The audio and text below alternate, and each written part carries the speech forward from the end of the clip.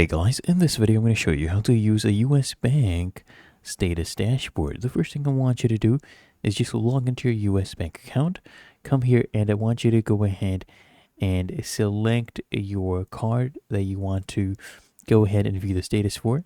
Then come here, click on account, then here on the right hand side you'll see services, click here on status dashboard. And then what I want you to do here within this dashboard, you're able to click here on view details to see complete information for all the cards on your profile.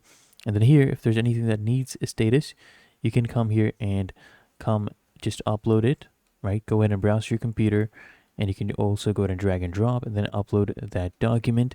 And once it has been done uploading, you can close this, and you'll see this dispute is in review. You can see the status of it currently. Just go back here and you are able to see whether you have provided the documents. As you can see, it's now in progress, and I can click here on view details, and there you go. You'll see it when it gets approved. As you can see, it's effective immediately. That is how to use the US Bank status dashboard. If you found this helpful, make sure you smash that like button and subscribe to Answer Unlocked. I'll see you in the next